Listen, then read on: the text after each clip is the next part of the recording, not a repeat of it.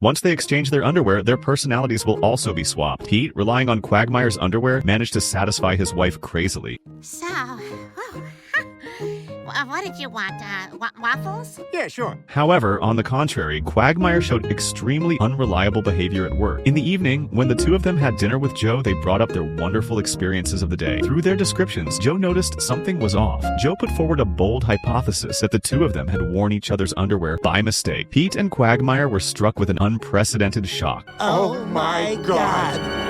The two of them immediately held a grand handover ceremony, hoping that they would keep this matter in their hearts. But unexpectedly, Lois organized a dinner gathering for the families of Quagmire and Pete. At the dining table, Quagmire felt extremely awkward. He thought it necessary to tell Pete something important, so he deliberately threw the bread onto the floor and crawled under the table.